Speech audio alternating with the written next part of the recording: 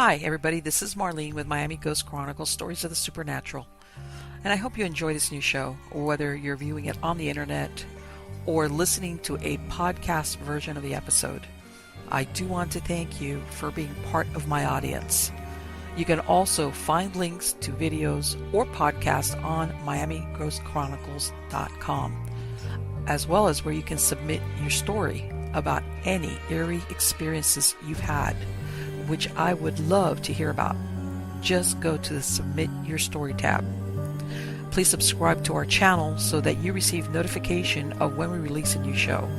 And find us on Facebook, Twitter, and Instagram. This is where I usually live stream and where I give you a behind-the-scenes look at locations where new episodes are being filmed at. I also tell you about all the interesting guests that will be appearing soon on Stories of the Supernatural. I hope you enjoy the show, and I think you are all wonderful.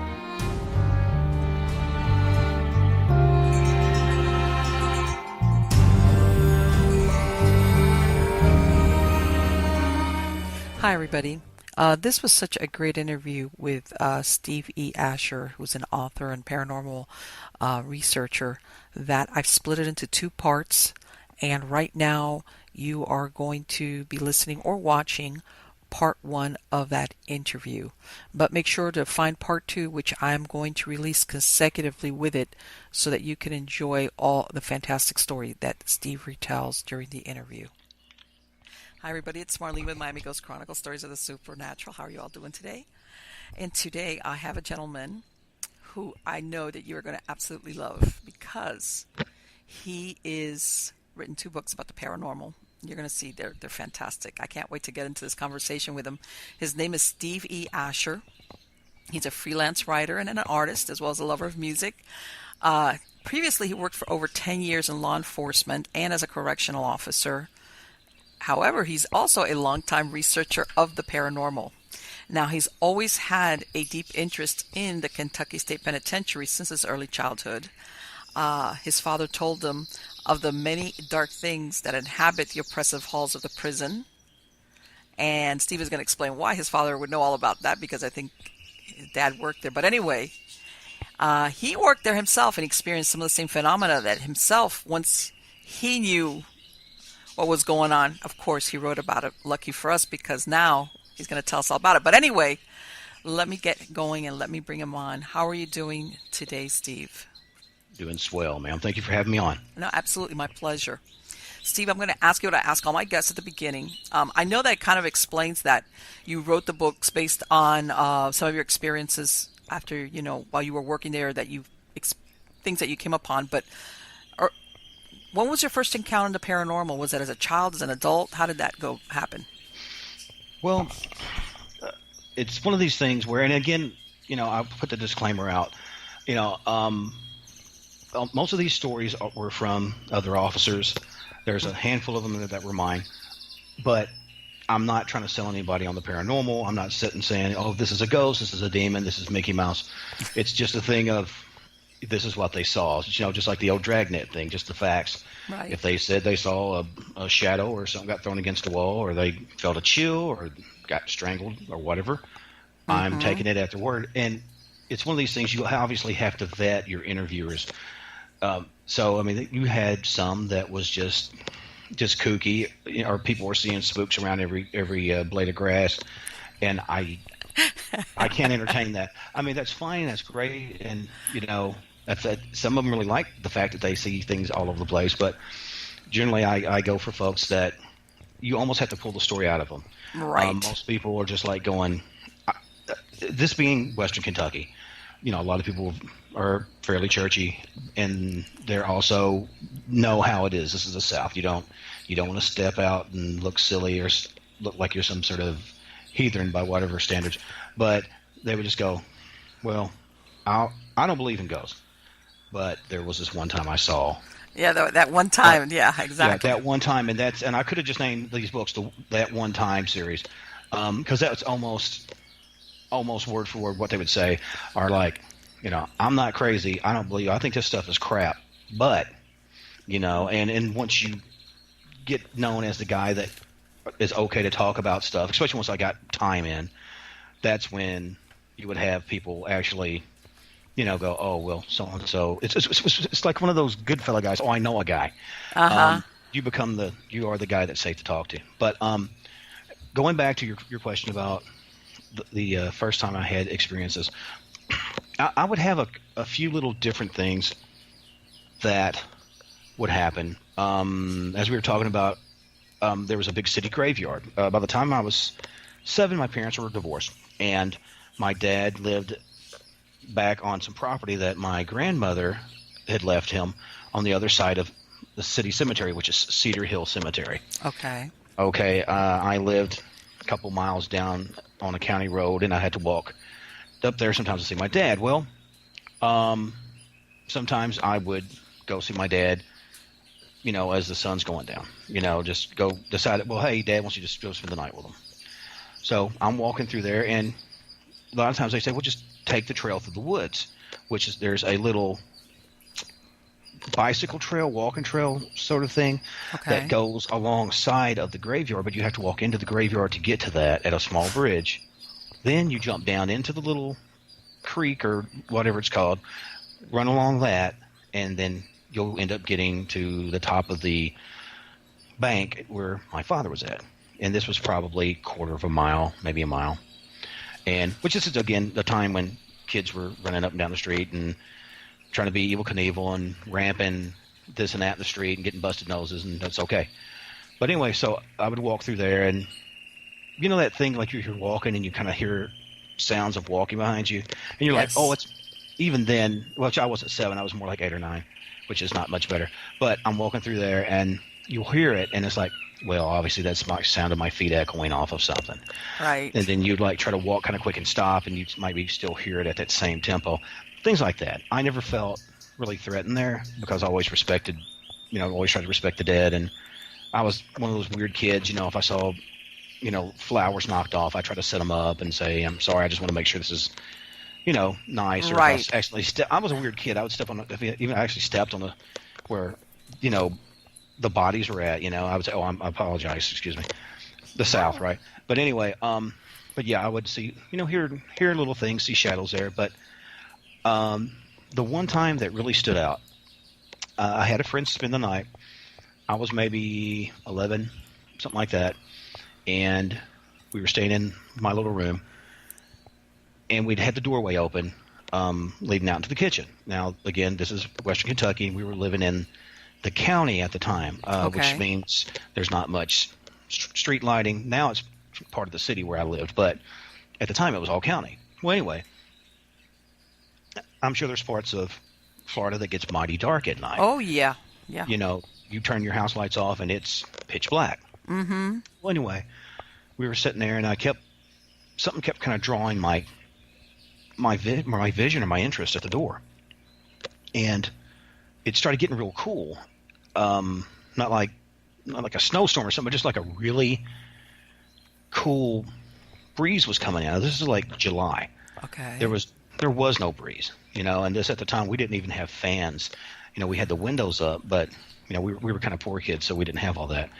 But in the doorway, it was very black, but something as tall as a doorway, almost looked hooded, was standing in the middle of the doorway. But it's not that I saw it. It was the fact that it was so black, it was blacker than the black around it. Oh my God, I've heard that description exactly like what you said, that it's darker than the darkness. Right.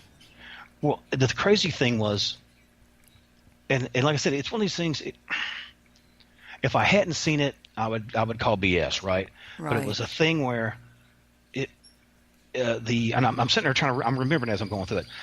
When I noticed it, my friend's name was Mike, and I was like, Mikey, I said, are you sitting? He's like, I don't want to. He was like, he's an extremely nervy kid. I said, I don't know. I said, dude, do you not see that? He said, I do, and I don't want to. So he's trying to go through the wall. So he saw it too? Yes. Oh. And the thing was, okay, let me explain this. Have you ever put your hand either on the back of a fan, and you have that kind of pulling sensation of air going like past that your suction, body? yeah. Yes, exactly. That was, I don't know if it was so much that it was a cold breeze or it was sucking the heat out of the room. But it felt like all the air was going out past it. And then once it like realized that I'm like, oh yeah, we see you, it started to kind of move forward. I'm not talking like walking, like that weird creepy glide, real slow. So this was an older house, so it had one of the type of lights that you had to reach up and pull the string, right? Uh-huh. And I'm going, oh geez, you know, and he's freaking out. God, I got to get out of here. We were in the corner of the room. There was no getting out. So, and I'm like, he's like, do something. So I'm scared, and I'm thinking I can't get out past it to get to my mom because she's out. So only thing I can think of, and I used to be a fairly religious kid. I get on the edge of the bed, start singing "Jesus Loves Me, This I Know" of all songs. That is my thing I grabbed for, but that was it. Uh-huh. As quick as I started doing it, it started double timing it toward the middle of the room. Oh. I reach out. It's probably, I mean, it's not right on me, or I would never have done it, but it was probably 2 or 3 feet from where the light's at. I pull the thing. I fall back on the bed. I huddle up under the blankets. And I'm going, Jesus, help us, you know. Oh, my God. The light's on. Finally, I peek out from under the covers. Whatever it was is gone. The cold is left. And the thing that I didn't mention, the air smell. Okay, I'm trying to describe this. If either of you have been in a really musky old basement, or I don't know how many times you've been in a mausoleum before. It has that sort of old death smell. It's not really bad, but it's like not like rotting, but I know what you're saying. It's like a musky. It's something that, but you can tell something had died. It's almost like when you find like old mice or something. Yes, exactly. It's not fresh, but yeah. No, but it's enough to go, that's not right. Uh-huh.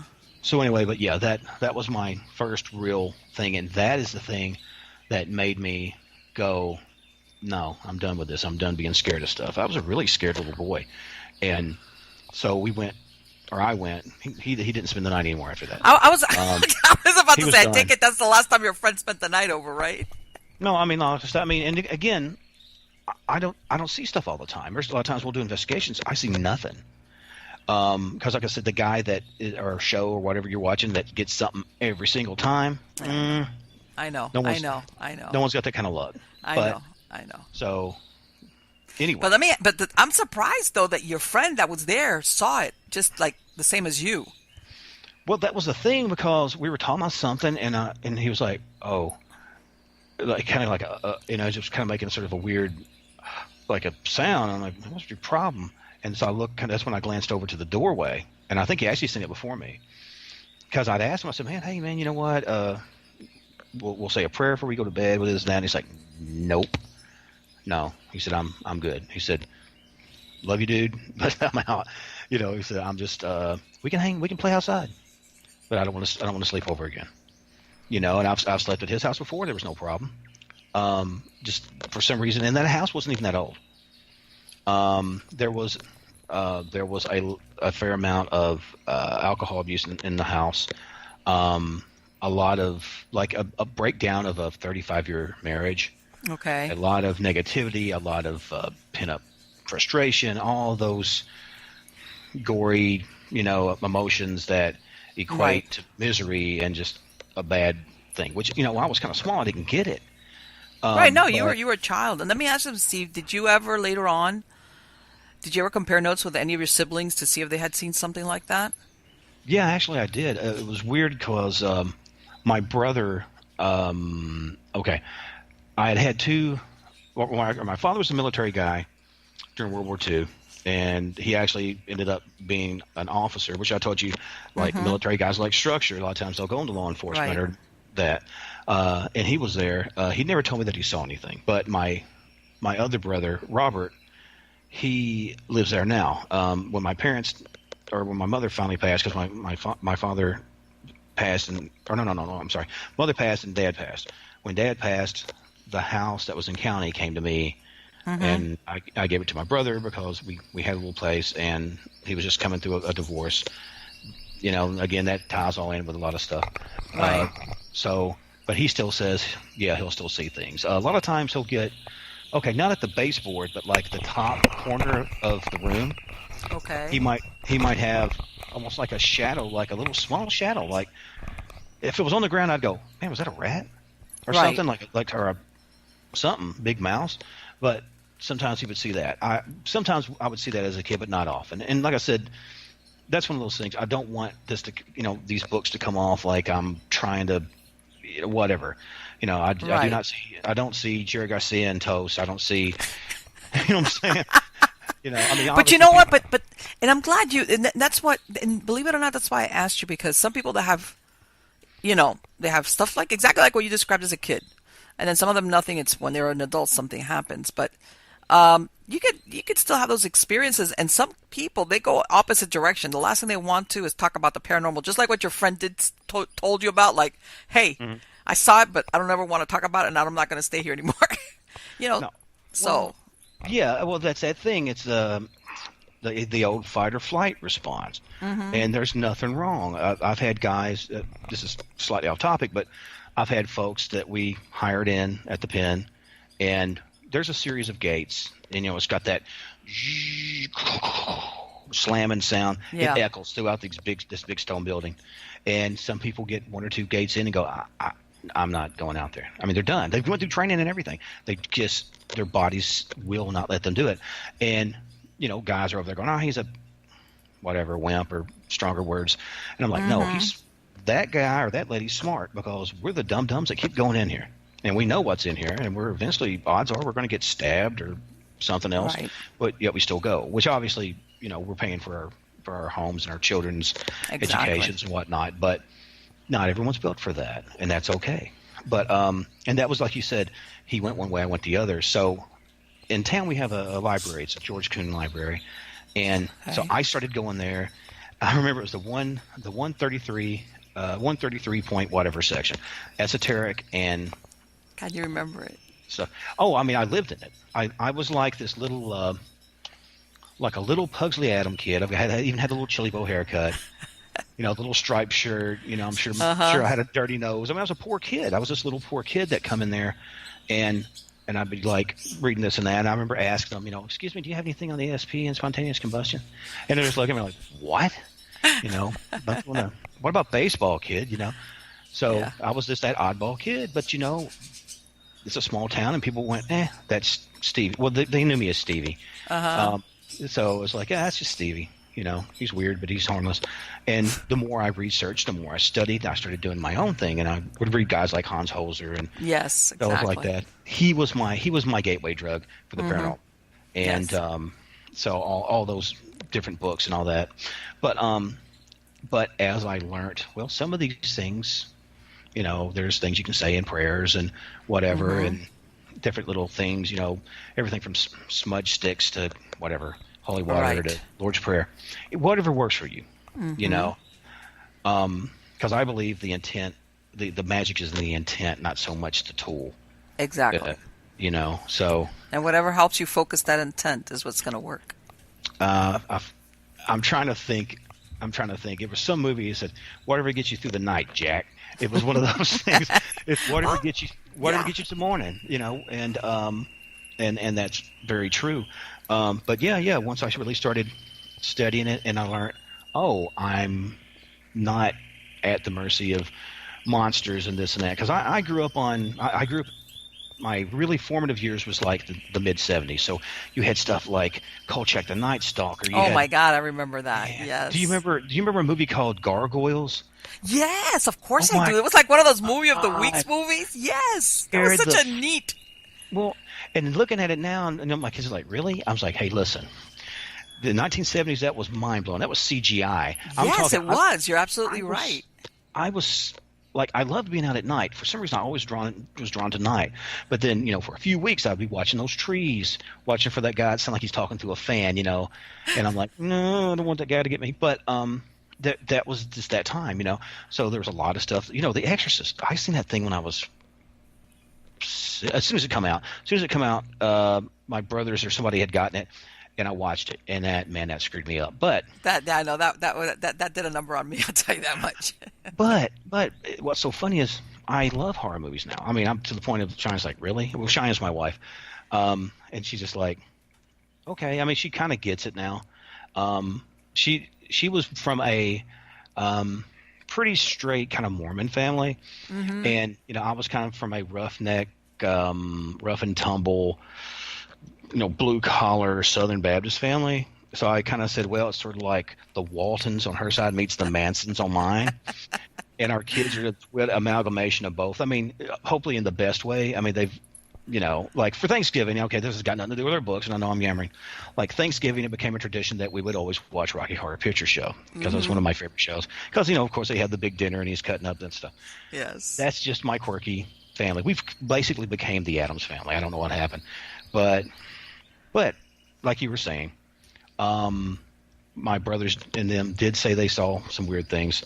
But it wasn't, like I said, I never knew how much was going on with the pen until I was there. My father had mentioned things. There had been a guy, late 60s or 70s. It was a lieutenant. And have you ever seen like Gangs of New York? Yes. Okay. Wasn't there a scene where like they cut some guy's head off and set it up on like a curve or something for? Yeah. I think it was. Yes, I know. Yes. Like the butcher, I think, did it. Yes, anyway. the butcher did it. Yeah. Yes. Yeah. The part that Daniel Day-Lewis plays the part of. Great. It was a great film. I know. My dad mentioned things like that happened, and where they would took the head and like rolled it down the hill, just like like you're playing bowling or something. Oh my God. And just that was normal. When I first started there was a guy who, okay, you have certain rights. Pretty much, even if you're in what they call segregation. By the time I was there, it was considered a supermax. Right. And so people would have to get legal mail. That is your right. Because if you don't know you have a hearing, that's, they'll go with your contempt of court. I was never given the paperwork. And anyway, so some new guy gave some guy some legal paperwork, but he didn't take a paper clip or a staple. No, that's what it was, a staple out. And so anyway, he got this staple, gave legal paperwork back. It was like my first week there, and I come running over to 3 Cell House, which is one of the segregation units, and they said, Ashur, we need you over on 13 or 14 left, which is the Cutlass Walk. I didn't know that then, but I walked onto the thing, and there's a guy sitting in one of those immobilization chairs. We used to call it a mercy seat, and there was blood streaks. And I was like, wow, he put up a good fight, but there was a decent amount of blood, and I just, who got stabbed? So just get over here and help, just come on, rookie, let's go. So I'm sitting there, he says, they're loading this up on him. He says, he was pretty much stripped out of his clothes, but he had a towel over his business. And I was thinking, well, that's weird, beat the crap out of the guy, but we of course want to be modest. So anyway, and he said, here, hold this towel. And I'm like, okay. He says, no, hold it down. I'm like, okay. So we're going out the door, and as we go out into the yard, I can feel, because I don't have gloves on, I can feel wet of the towel, and I kind of go, what's going on? And the guy's kind of half out of it because they doped him because he was so violent. They said, just give a little look, man. I said, I don't want to look. He said, just look. And he had basically pretty much sawed his penis off with a staple. And that's not an easy or a quick thing. I know. He worked on that for hours. Yeah. And, was the guy, to me, was the guy mentally challenged? And probably shouldn't have been there 100%. Yes. But that's some of the things you saw in an old penitentiary. They run on that concept of penance. Yeah. It is not a rehabilitation center. It is not a school for boys. It is not anything like a second chance halfway home. This is, you're here. We're going to break you down. Yeah. If you can survive it, you can get out. And if not, if you're smart, not come back. But, they had programs, later on, but it was still very brutal. And that was one of the things that I think caused a lot of the negativity that is in there, just for the nature, because it's and I don't mean to say this and be dramatic, but it's a death machine. It really is. And good Lord, I've seen so many spots where people were stabbed and beat down, and heads were caved in with weights, and people were raped, and all this mess. Yeah, because you're talking, and I imagine being a supermax prison, this is where they send the worst offenders, right? Right. Well, and this is the thing, like, say you have like a really strong gang guy, right, in Florida, to break up the cell, the state thought, well, here, we'll send one to Kentucky. We'll send one to Idaho. We'll send one to Arizona. Well, Okay. that's fine and good, but these guys can still send mail to one another. So what you do is you have taken the infection and threw it in 5 other people. Wow. So now these different little gangs are springing up in these other towns and other states, and that's what you would get. Wow. We actually had some officers not long ago, I won't say their names because I don't know if it's public or not, that was attacked by some Aryan Brotherhood guys. And it's madness. That's what people don't get. People, and there is a contingent. I always try to be real honest, and I try not to BS people.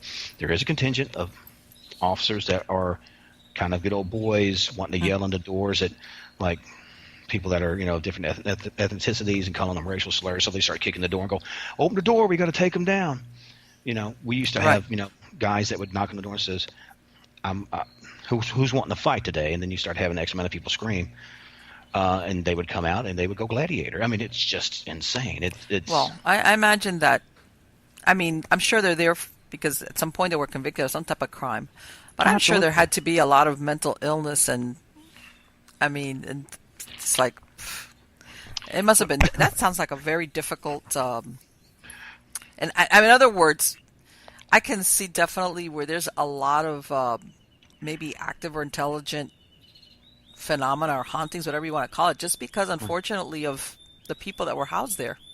Well, it's such a strong battery you got. Well, yeah.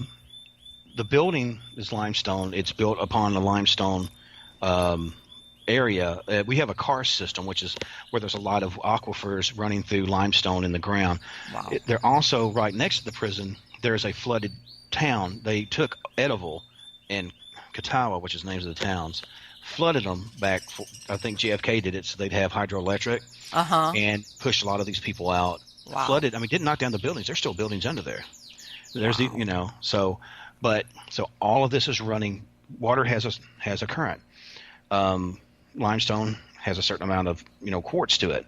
Quartz, just like any sort of radio receiver, can channel certain frequencies. Yes. I've always believed, and this is as close to me saying, I think that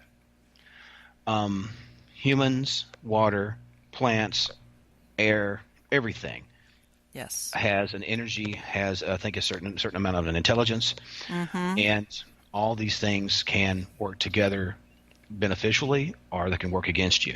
Yes. As you know, high EMF fields also can cause anything from dementia, heightened violence, nausea, hallucinations, all that. And a lot of the wiring in a lot of the old 3-cell house at the time really wasn't what it should have been, because we had a death walk at one time at the bottom of 3-cell house, which is where they had the electric chair, which they called Old Sparky. Right. Because, got to give. Let me ask you, how old was that prison? Like post Civil War? When was it built? Okay, it went online, I think, Christmas Eve, 1989. And if you hear that sound, if you can hear that train? Okay. We have a train. Don't worry about it. No, I can't hear it, but for me, okay, because I always apologize to people. They're going.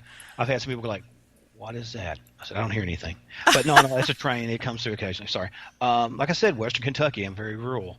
But yeah, I actually tried to do an investigation while I was an officer there.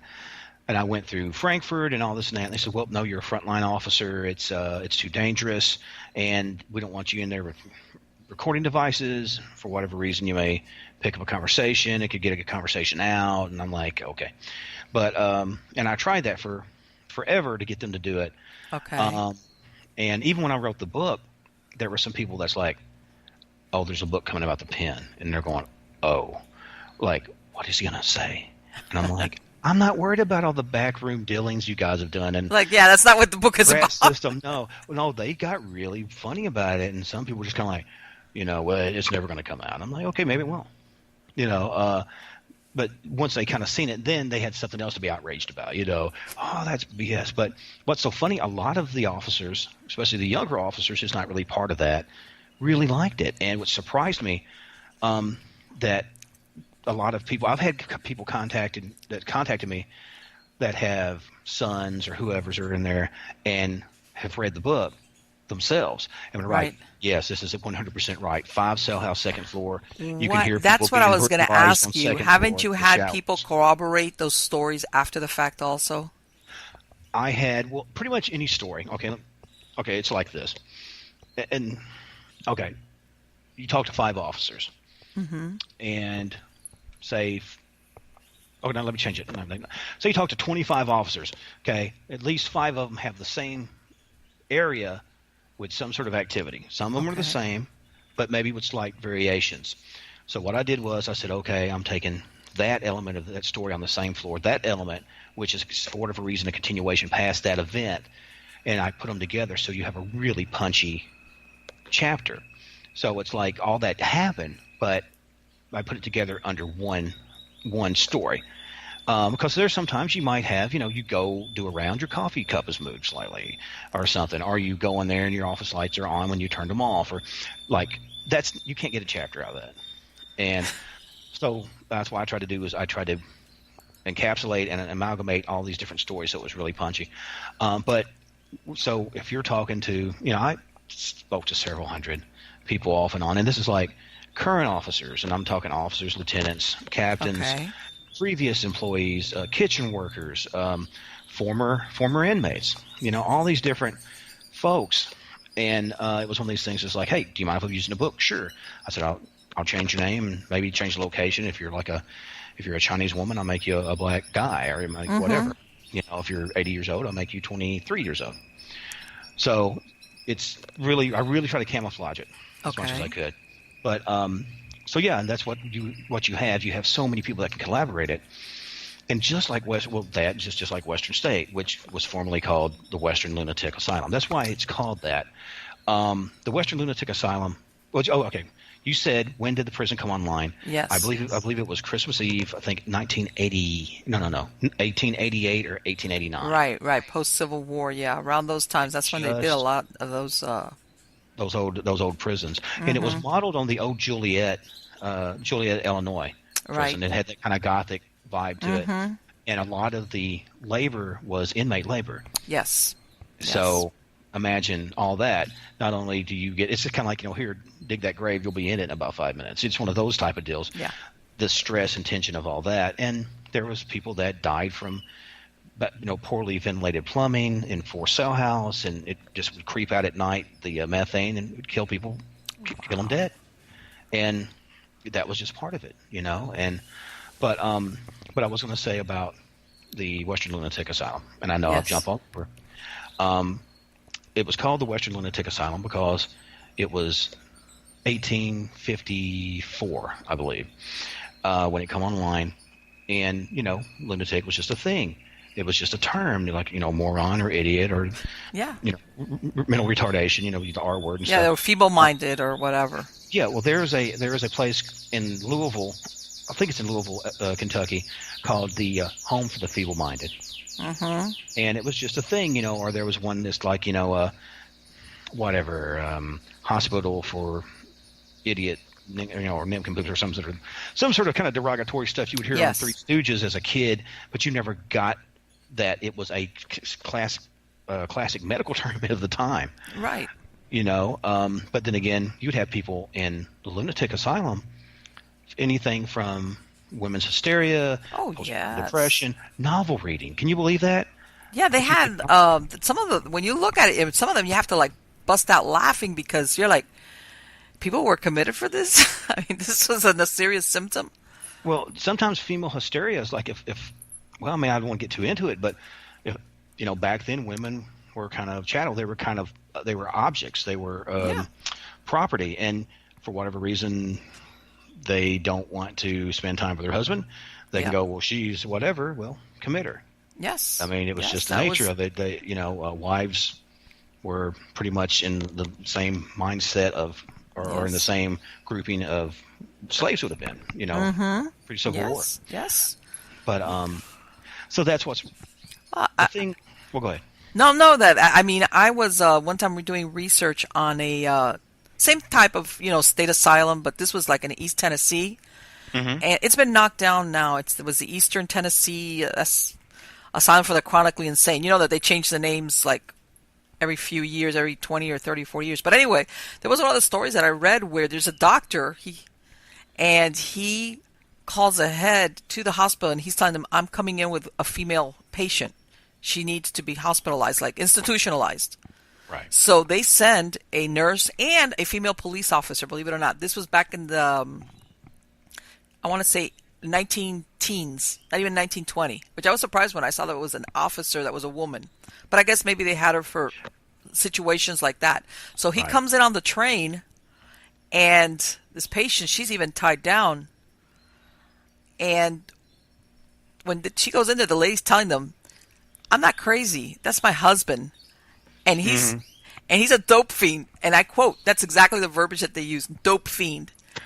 And he's going off to Florida with his lover. Thank God the nurse and the lady officer believed her. And sure enough, she was right. He was a doctor. He had developed a drug habit. He was going to drop her off, have her institutionalized, even though they were married, that really was his wife. And he was going off to Florida to be with his mistress. Well, and that's what's so crazy. He thought he was going to get away with it, but I'm sure there's some that actually did. Well, this is like during the time when they literally put cocaine in coke. Mm-hmm. Good Lord, all the different, opiates and those different things. It was just over the counter. Here's some cocaine for your toothache. Yes. It was at the time of going, oh, it's the age of science. Here's this. This is also roughly in the same time of like the HR.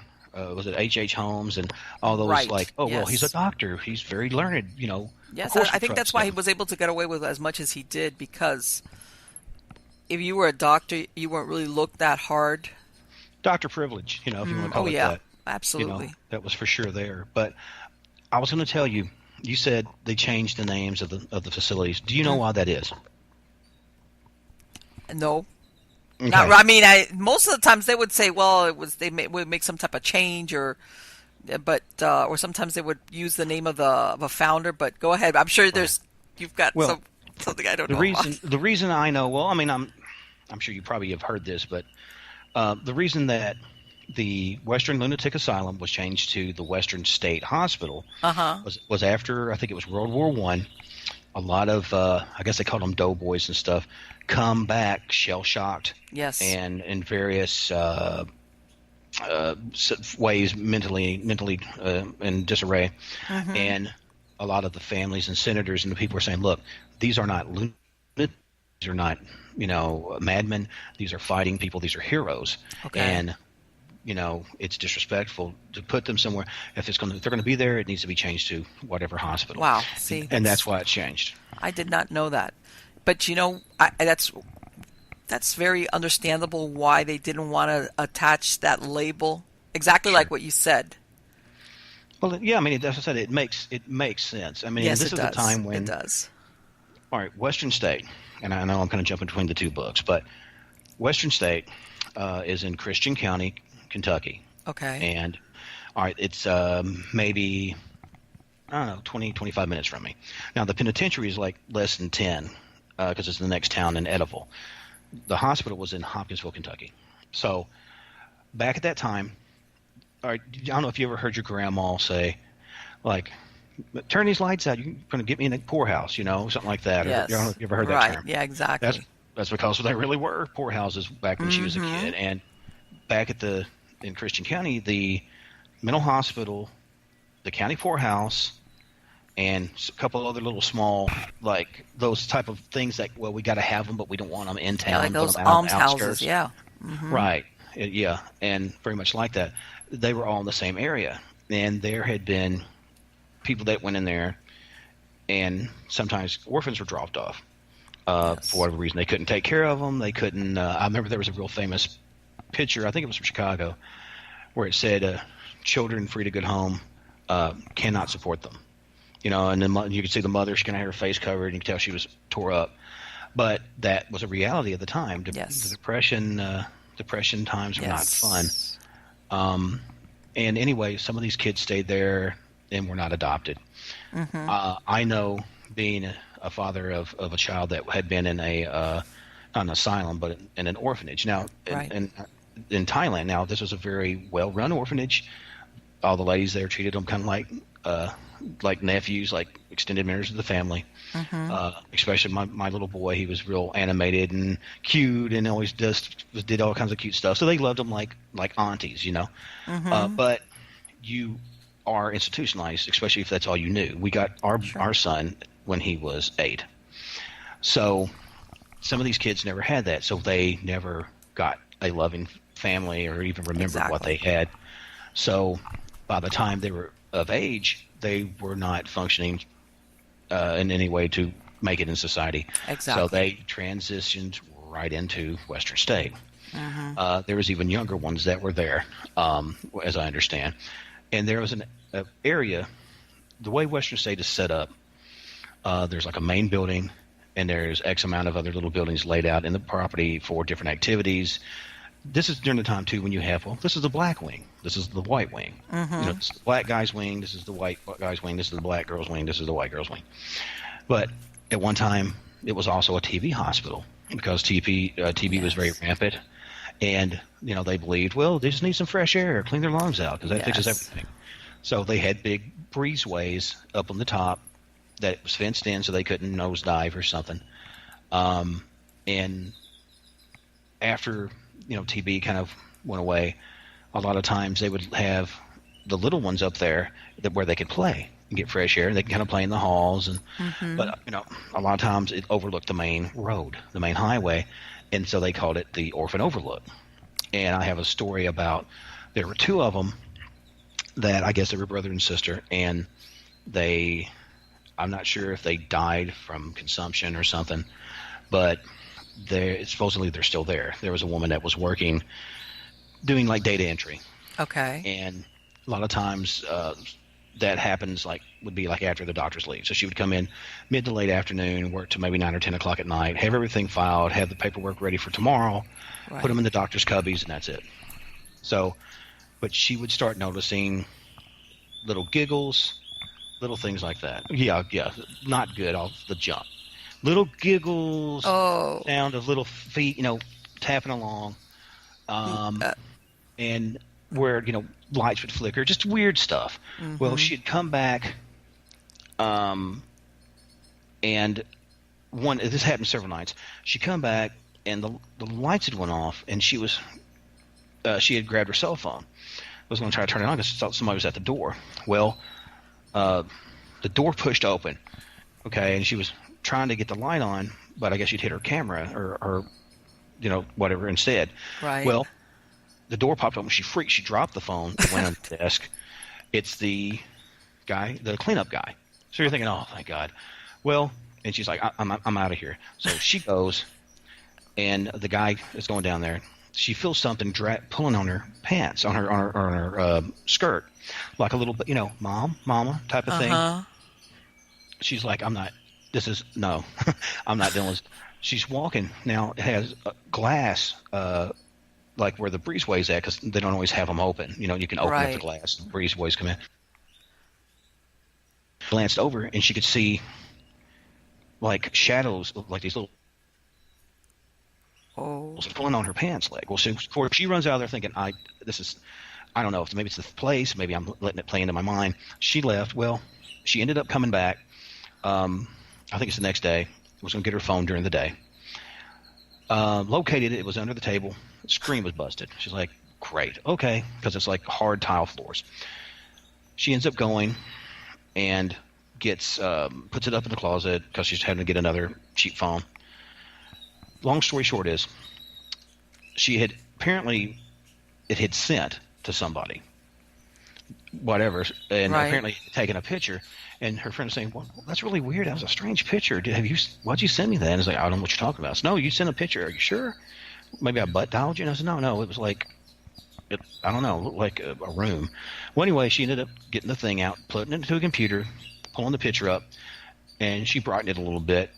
And it was kind of cockeyed, but you could kind of see where the guy's standing there with his keys are in his hand. And you see like 2 little pale faces with big, bright, like blackish looking eyes looking into the room, like kind of past him. Oh, she was done. She transferred out. It's like, thanks. Oh yeah, I'm like, I mean, don't get me wrong. Doing paranormal investigations, we've gone to a lot of places around the prison. There's an area called LBL. Now that's Land Between the Legs. Now Okay. you may have heard of like that area.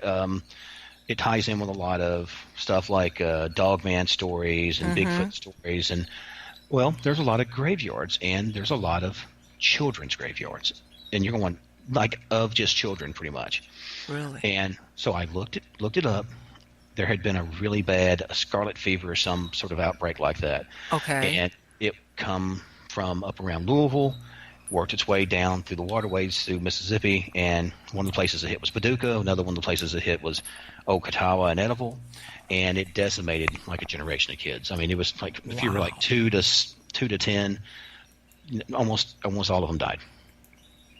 And while we were there, we would, ask questions and stuff. And my wife has always got very good responses from little kids.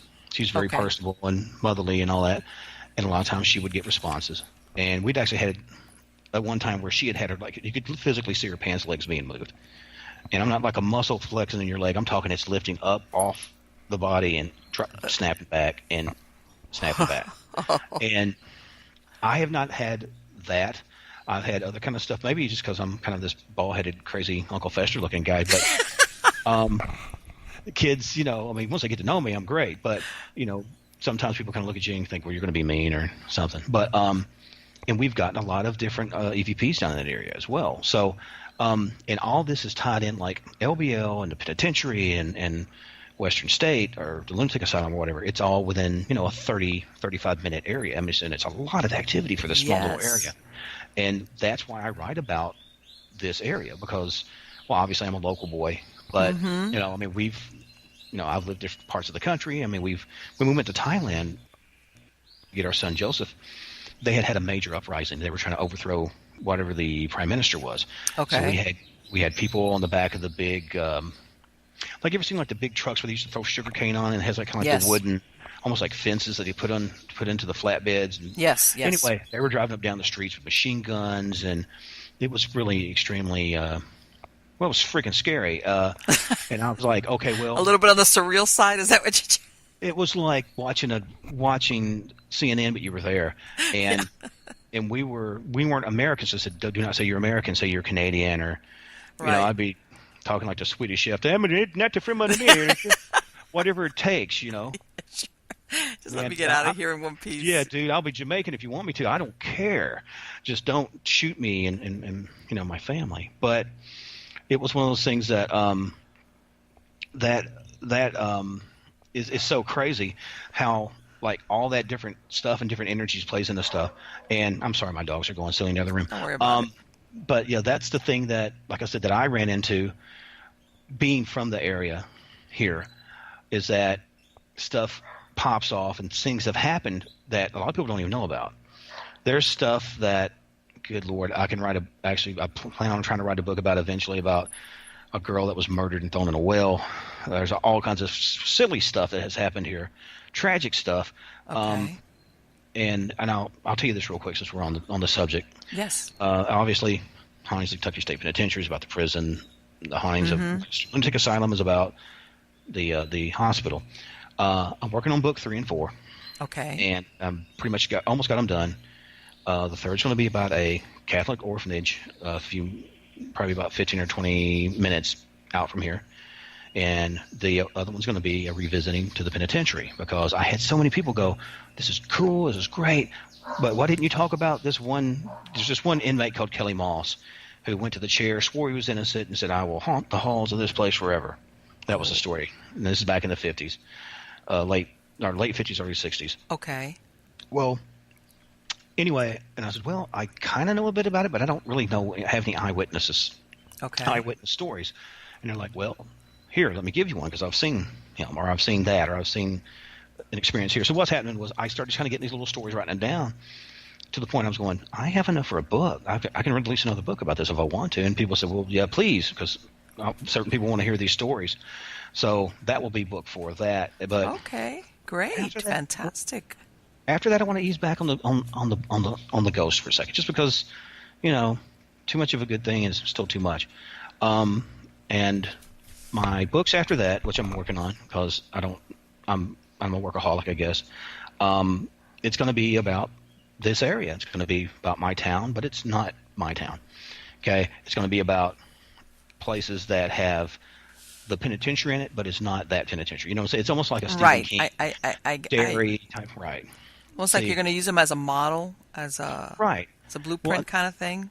Right, and it's basically all going to be happening in an area of one county, but these different places are going to be there, and it's going to be about some of the people that live there and some of the dark stuff they deal with, and some of the things that's always hit me sideways. We have a very large car system, which again is a series of caves. It's connected with Mammoth Cave, and it runs through here, and there's a lot of aquifers, and there's a bunch of caves under Princeton, which is where I live, Princeton, Kentucky.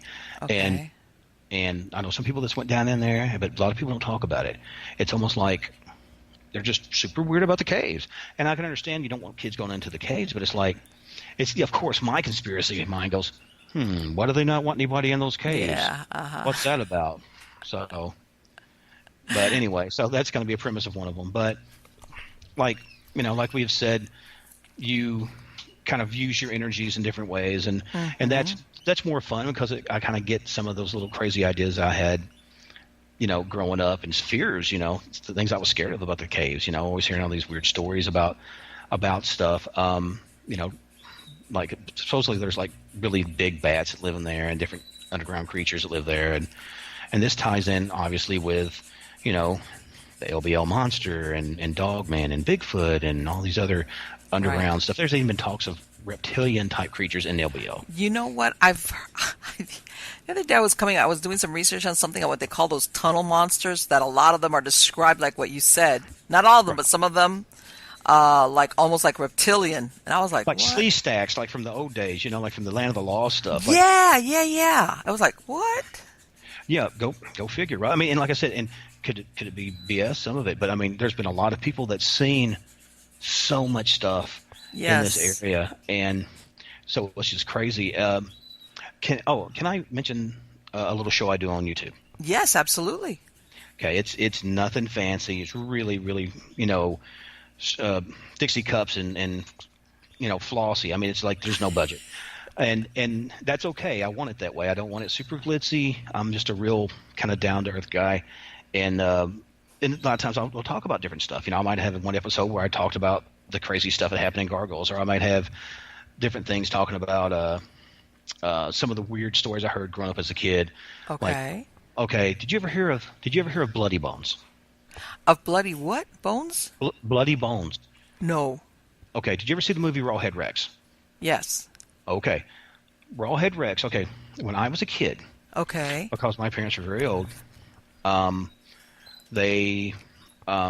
assumed this was something, because it's the South, I assumed this was a story that come from Africa, and maybe like it was a slave story, because there are a lot of slave stories that became part of, Southerners are basically, enriched white folks from the South that took on a lot of attributes of slave culture, because it amalgamates. Yes, it amalgamates. And exactly right, and you cultures cross pollinate, if I'm using that correctly. But so my mom had always told me this story, but apparently it comes back from the early Welsh and English, early, like 15th century. The Rawhead Rex character and Bloody Bones were kind of like, how like you had Santa Claus and Krampus. Yes, exactly. Yeah, when you look at that Krampus character, it's like, what? Oh yeah, no, I don't want any part of that guy. Yeah, exactly. I'll be good, I promise. But it was a thing where she would always tell me this story, and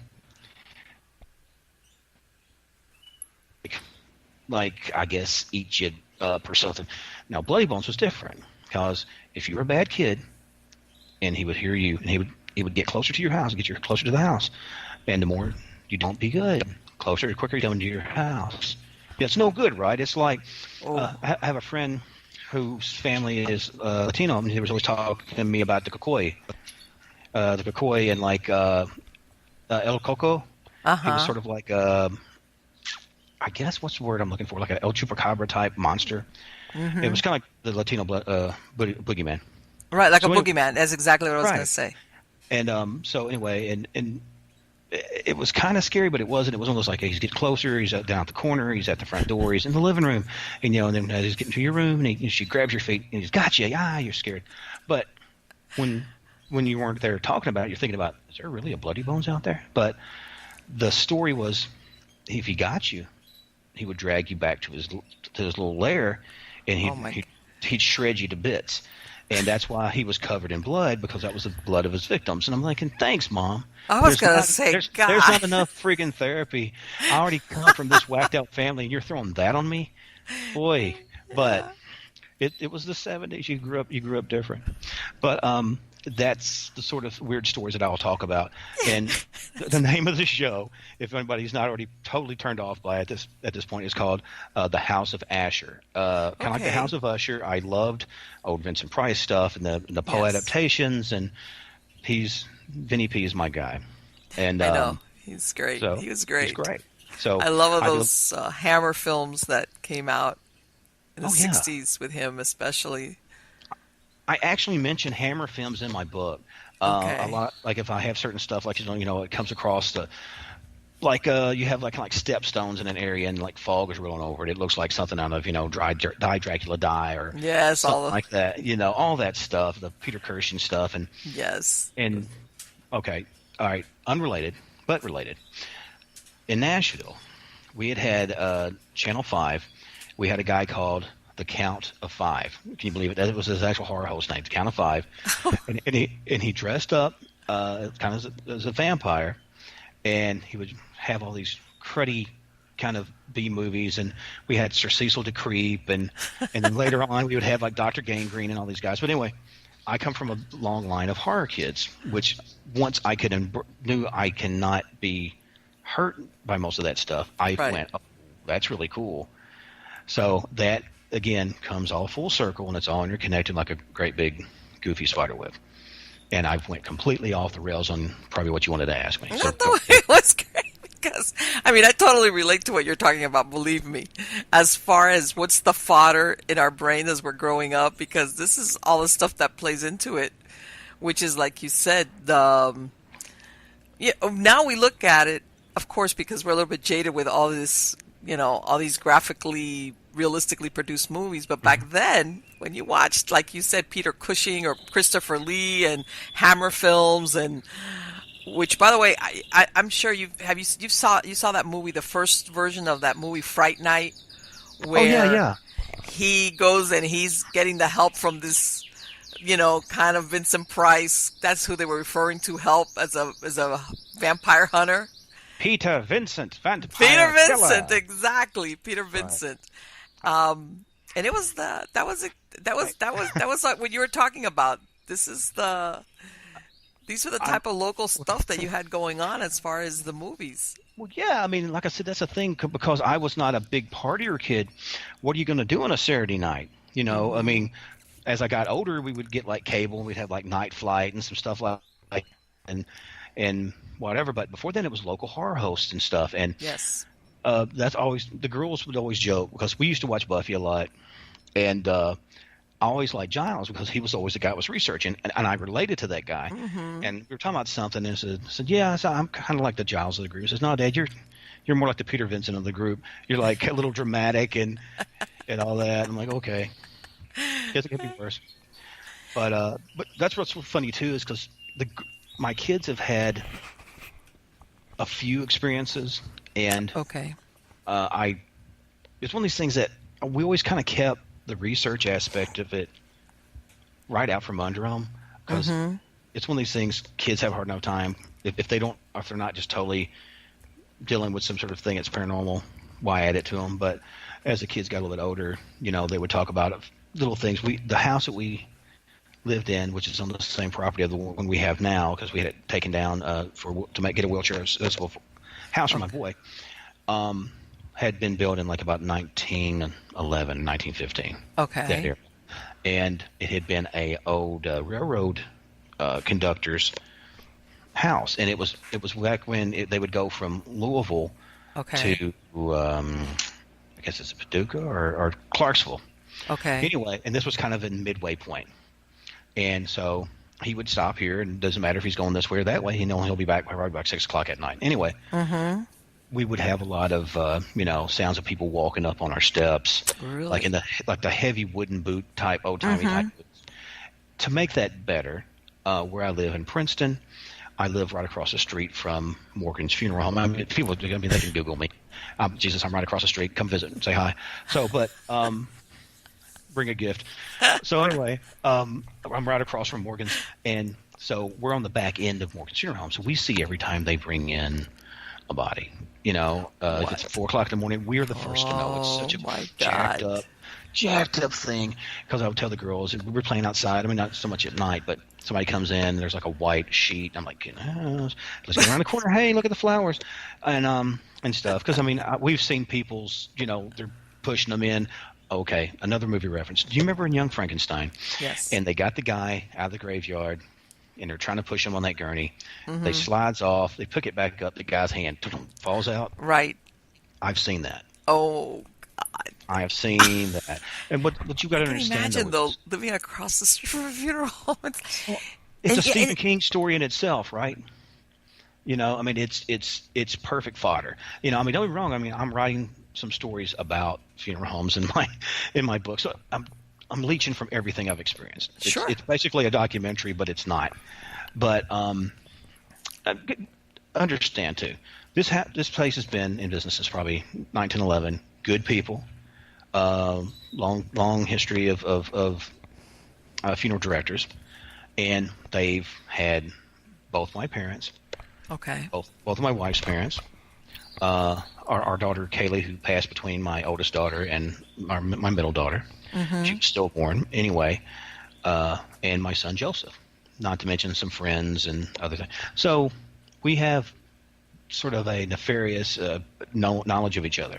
Right. They've cared for a lot of our people and whatnot, and so it's that strange sort of.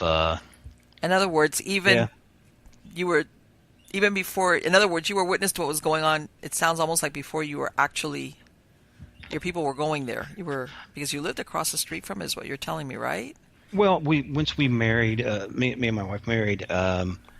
We had lived in Southern Illinois for a little bit. Before that, I was between here and Texas in the Four Corners area.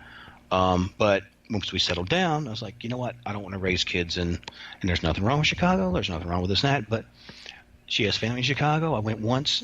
I once had a luxurious head of hair. If you look at my picture now, it ain't there anymore. Some of that's genetics, but what was there went white. I swear, hand to God, I started getting the kind of – I wanted to get the Vincent Price like white on the temples. It didn't work like that. It was like on the top of my head. So I'm like, yep, this has got to go. But I wanted to raise my kids in a relatively small town that I know that we could have some influence on the school systems and this and that, and try to make it a better place. So we did. But the place that we were able to find was right here. It was a great home. But when you have an old house like that, you're going to see sounds of people cooking in the kitchen. There's nobody there. Sometimes you have like that parlor music stuff. Turn the lights on. It's not there. So I think maybe I saw more than I think I saw, but I think I became so dang normalized to it that it's just like maybe I have seen a lot of weird stuff, but it's not one of those things where, again, it's okay. You ever seen the meme where it's like lights flicker, 1% chance of electrical problems, 99% demons? That kind of thing. That's not who I'm wanting to be. I know. I have laughed because I've spoken about this to other guests where it's like, that's overdone. I mean, it's like. But I mean, there's some truth to that, because I mean, I've had folks that were on the teams and stuff, wanted to be on the teams, and they were just so for sure there's a demon here. They're so for sure. Which I was like, first of all, if there's a demon, I ain't going, because exactly. It's give me a good old dead person. That's all I want. I don't think. You know what I'm saying? I don't care if you cross the streams, Egon. They're going to get you. Leave them alone. Yeah. And the odds of actually running into something I would call truly demonic is rare. But, again, this is a section of America, middle America, and I tread lightly because, I got to go to sleep in this place tonight. They are very religious, and some are slightly backward. So it's one of those deals where you kind of go, okay. But I mean, that's why, and even the way I wrote, when I wrote the books, I tried to make sure to not come in there, like you said, like Doctor Strange with a cape and I'm making all these weird occult symbols with my hands. I'm just a guy. I'm the same kid that played in the caves that I told you about. It runs downtown. That's the heart of town. It used to be called Eddie Grove, and it got changed to Princeton. Okay. That used to be where the people on the Trail of Tears stopped. A lot of them died. Wow. I'm telling you, there's a lot of really kooky, jacked up stuff in my area. But I played in there as a kid. I used to catch crawdads or crayfish or whatever you call them. Mm-hmm. I would find minnows. I would find old bottles from the old Princeton Bottle Company. Walking around barefoot, of course, dodging them by 2 inches. But so all that kind of crazy stuff is tied into that. But that's what I always tell everybody, because you're talking about being a writer, and I still kind of chafe at it a bit because, like I said, I'm a dad. Right. I try to help special needs folks. I do stuff in the paranormal, investigate it, but it's still very, it's a weird pair of shoes to wear. Obviously you've got, Stephen King and Dean Koontz and guys like that, and Patterson and stuff like that. I'm not even trying. Some people's like, I'll never be that guy. I'm like, I'm not even going to try to be that guy. He's got his thing. I'm going to just right. Well, you know what? At the end of the day, really, I mean, it sounds like you've got, besides, with the stories or, interviews with witnesses, your own personal history and the things you've had firsthand experience. It sounds like you've got, and the area, like you said, where you live at, you've got books, lots of books waiting to be written. Well, there's a story. Are you familiar with? And I'm treading lightly on this. There was a guy named Roderick Farrell. He was from this area. He was a Kentucky vampire killer, and they drove down to Florida and murdered this elderly couple, and as part of a supposedly, and I use air quotes again, satanic cult. The reason I say that is I'm kind of a centralist. I know folks that are, I guess, Wiccan. I know some folks that are just kind of neo-pagan. Mm-hmm. And I got some people that I don't want to say claim that they are Satanists. They say, I am a Satanist. Okay. Right. Do you take care of your kids? Are you bleeding goats out? No. Okay. Great. Have fun. That's your thing. Just like exactly. We talked about the political thing. You got left people, you got right people, you got people in the middle, you got people that's wanting to vote for their dog. Have at it. I'll be over here doing me. But there was a guy there, and they drove down there, but they used to meet around this area in the LBL area at a place called the Vampire Hotel. There was such a place? There was a place called the Vampire Hotel. Okay. Again, a lot of the lands, the buildings were destroyed, but some of the old buildings, it had been a small hotel during the day back when there were still roads through there. LBL is a lot like, you ever seen like Life After People? Like where it had all the buildings and stuff are growing up. And it's Roderick Farrell, if you're writing the guy's name down. Okay. And I met this guy before this went down. Me and my wife had to go to Murray, Kentucky, which is about, I'm giving you a lot of geographic areas. Don't worry, keep going. Down about 45 minutes from Princeton. She was a assistant manager at Hardee's at the time, and we had to go down and get. It's a boring story. Had to go get like quarter pounder burgers. So anyway, and she's like, "Do you want to ride down with?" I'm like, "Yes." So let's go to Murray. So I'm going through there. We go into the little restaurant. We get some stuff. There's a group of these kind of goth-looking kids sitting in the corner. And I understand. I'm not judgmental because, I grew up in kind of a rough family. I found rock and metal and got into punk and all that stuff. So I look, I had mohawks from time to time and things like that. So you're like, they're that's their moment. That's what's going on with them right now. Is like, yeah, that is their voice, and so you rock that. Go ahead. So anyway, they kept just kind of scowling at us, looking at it like just angry, and I'm just like, man, you're mad at your dad, not me. I didn't do anything. He's an a-hole. I'm just here to get burgers, dude. So anyway, we're getting ready to come out, and one of the guys, I guess, had run out to the car and about bumped into me, and he kind of looked at me, and I think I said, how you doing, Dracula? And I walked on out. Stupid, right? So anyway, come to find out, I'm reading the paper, like, I see this guy murdered two, X amount of old people in Florida. Yeesh. Are you So, kidding? hand to God. And it's so strange. I've had these weird brushes with really messed up people and really messed up situations, but been able to hopefully have sidestepped it so far. Oh. Yeah, you really should read it. There was they were trying to do a book about it. He was like I said, because there's a difference between, okay, you have. And let me ask something. Did he kill them randomly, or did he pick them specifically for some reason? It was his girlfriend's grandparents, and they decided they were kind of dosed up on different stuff. Like, what's the green liquid that you pour over the sugar cube and like absinthe? Yes. Okay. Different things like that, which that's not going to make you murder anybody. But I'm saying if you're already kind of stabby, it doesn't help. I know. Or it doesn't hurt none. So anyway, yeah, they go down there and it's just this kooky killing spree. They take their car, they're this and that, and they're trying to head for the border, and then they're getting caught. But yeah, it's really weird. And that's what I'm trying to tell you. People go, oh, it's a flyover state. It's a sleepy little. And you're like, yeah. There's some places I can tell. Okay, I didn't tell you this. Going through the graveyard to see my dad, sometimes you would hear. Okay, I would think that I would hear like a baby. And you know what? There's people's homes, across fields. It could be a window could have been open. That's what I said.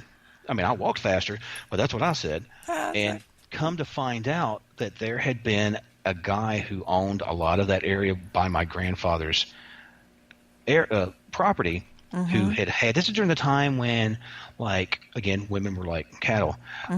Well, you've got a debt. The family's got a debt. Well, you'll work here as my maid or wink wink or whatever. Almost like an indentured servant.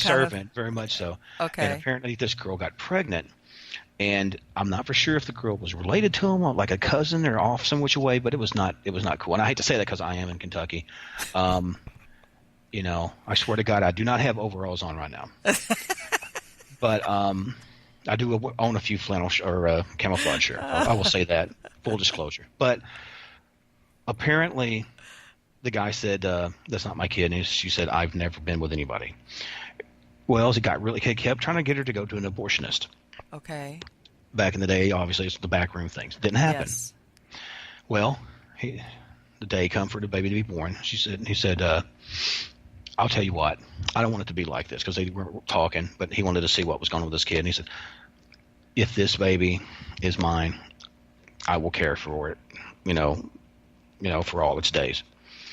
And she said, do you mean that? And he says, yes. So anyway, she had the baby.